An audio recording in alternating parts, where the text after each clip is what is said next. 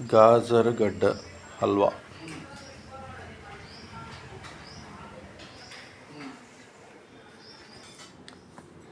తురమటానికి గాజర్ గడ్డ హల్వాకి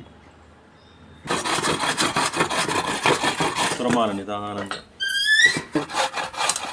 మెత్తగా వస్తుంది ఆ మిషన్ తోటి. కొబ్బరి పలుకు గాజర్ హల్వా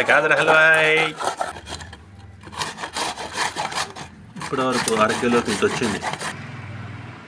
తురమటం పూర్తయింది. అరకిలో గాజర్ గడ్డ 50 రూపాయలు పెట్టుకున్నా.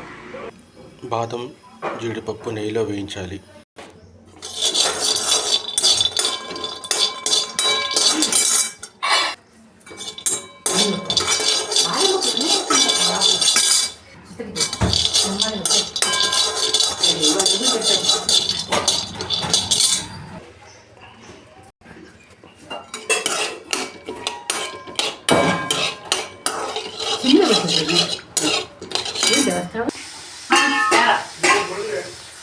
అవి వాడు ఊరికి 4 కాయలు ఇచ్చారు.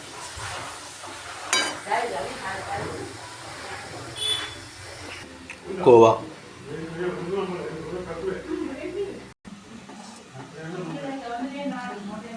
జీడిపప్పు బాదం కోవా నెయ్యిలో వేయించిన గాజరగడ్డ సిమ్లో పెట్టుకొని ఉడకపెట్టాలి.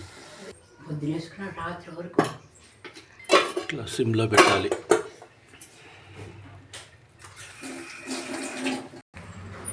కోవా బాదం జీడిపప్పులు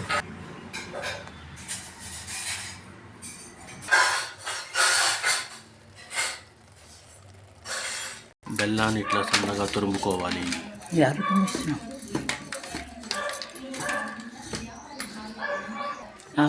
వాటితో పాటు దంచేస్తాను. రాయితోటి బెల్లం కాగితం మీద దంచుతాం.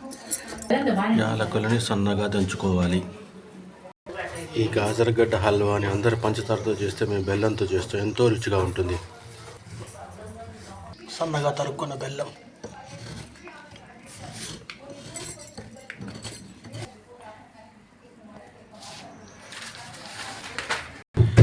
స్టవ్ను అలానే సిమ్లో పెట్టుకొని బెల్లం వేసుకొని నిదానంగా కలుపుకోవాలి. గాజరగడ్డ హల్వా అలా అని చెప్పి నెయ్యి అంతంత వేసుకోకూడదు, వెగట పుడుతుంది. కావాల్సినంత చూసుకొని వేసుకోవాలి.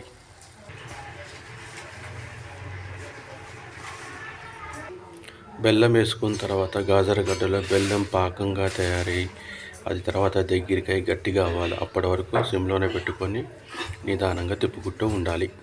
నెయ్యిలో వేయించుకున్న బాదం కాజుని ఇలా పొడిగా దంచుకోవాలి. అప్పుడు చాలా రుచిగా ఉంటుంది.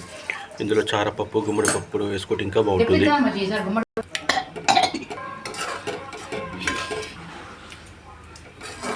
బెల్లంతో ఉడుకుతున్న గాజరగడ్డ, కోవా, డ్రై ఫ్రూట్స్, నెయ్యిలో వేయించిన బాదం జీడిపప్పు,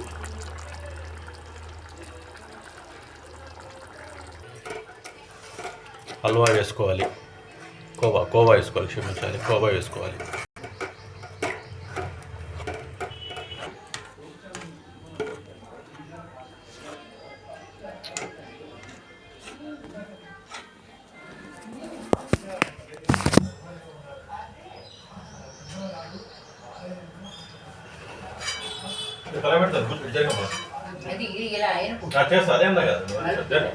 బాగా దగ్గర పొడుగు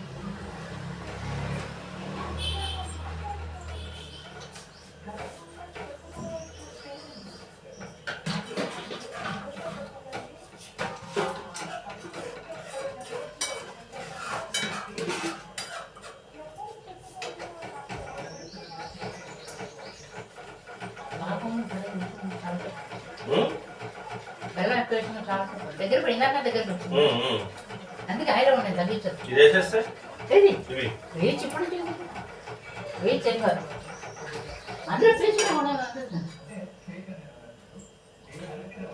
వేయనవద్దా పని చెందుకు కాసేపు తీసి అంటే ఇది అతుక్కోపోతుంది లోపలికి బాగా అతుక్కుంటుంది కదా ఉద్దేశంతో పోవాలంటే పీల్చుంది ఇది పీల్చేదేముంది పడిపోయాడు కదా అంతే అదేం దగ్గర పడదు పప్పు వేస్తే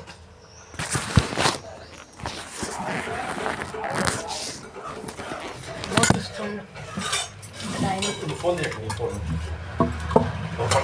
ఫోను ఇవనా నా ఫోన్లో చేస్తున్నావా సరే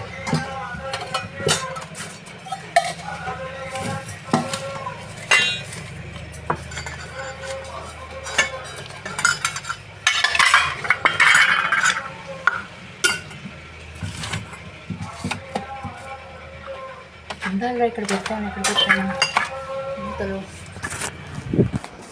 అన్ని తుమ్ము పెట్టాను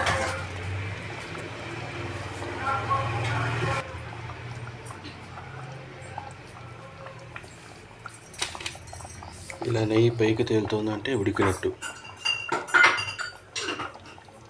ఏది పట్టిందిరా ఇస్తే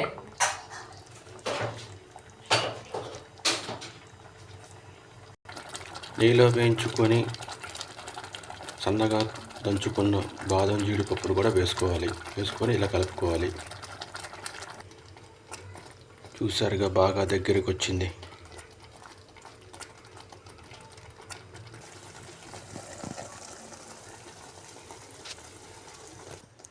చూసారుగా